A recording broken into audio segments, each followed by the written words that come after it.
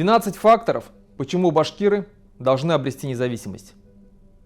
Прежде чем объединяться, и для того, чтобы объединиться, мы должны сначала решительно и определенно размежеваться. Владимир Ильич Ленин. Вождь мировой революции, конечно, тот еще иблис, который уничтожил миллионы людей ради достижения своей цели. И он, конечно, не может служить для нас примером или ориентиром.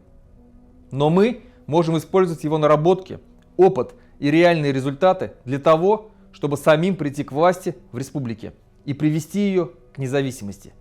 Необходимо через ежедневную агитацию, пропаганду внушать жителям республики, что независимость республики – это неминуемый процесс, который обязательно случится. Крах режима Путина в любом случае произойдет. В стране наступит революционное событие, и мы в этот момент можем и должны взять в свои руки власть в республике.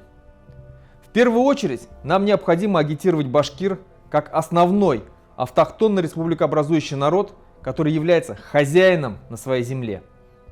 Башкиры являются движущей силой всей башкирской политической нации, что неоднократно доказывалось масштабными событиями в республике в последние 10 лет.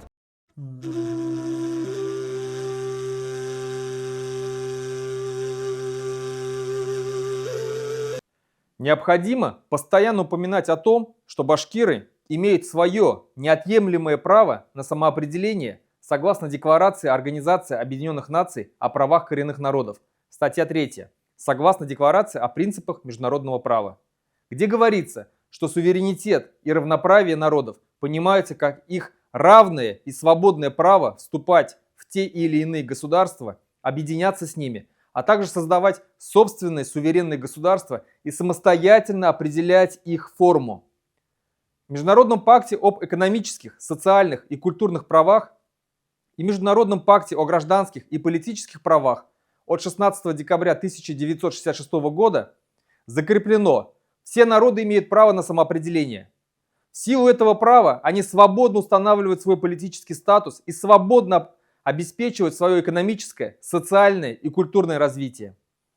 Когда вам говорят, что право нации на самоопределение противоречит праву государств на территориальную целостность, то в этом случае необходимо объяснять, что принцип территориальной целостности неприменим к государствам, не обеспечивающим равноправие проживающих в них народов и не допускающим свободное самоопределение таких народов. Вместе с аргументами о праве нации на самоопределение необходимо напирать на то, что мы, башкиры, не являемся рабами русских и имеем право на создание своего собственного независимого государства. Необходимо также опираться на то, что Башкирская автономная Советская Социалистическая Республика 11 октября 1990 года в связи с принятием Декларации о государственном суверенитете была преобразована в Башкирскую Советскую Социалистическую Республику Башкортостан. То есть республика лишилась статуса автономного и поднялась до статуса союзной республики, а значит имела право на независимость и выход из состава СССР согласно статье 17 Конституции СССР, которая гласит: за каждой союзной республикой сохраняется право свободного выхода из СССР. Башкортостан подписывал федеративный договор 1992 года с Россией в статусе союзного суверенного государства. Декларация о государственном суверенитете объявляет землю, недра, природные богатства и ресурсы, экономический и научно-технический потенциал собственностью многонационального народа республики. Определяет договорной характер отношений республики с Российской Федерацией. Устанавливает, что Башкортостан содействует удовлетворению национально-культурных потребностей лиц башкирской национальности, проживающих за пределами республики. Провозглашает принципы строительства правового государства. Необходимо постоянно напоминать, что условия последнего договора от 1994 года между Республикой Башкортостан и Российской Федерацией были нарушены в одностороннем порядке со стороны Москвы, как и два предыдущих договора. Договора башкирских родов с Иваном IV и соглашением, подписанным башкирским правительством Республики Башкортостан и советским правительством 20 марта 1919 года.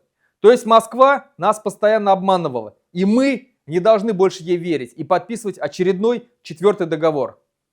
Так как последний договор с Москвой был нарушен Путиным, то Республика Башкортостан обнуляет все договоренности с Москвой и больше не обязана подчиняться российским законам. Теперь Республика Башкортостан будет стремиться только к полной независимости.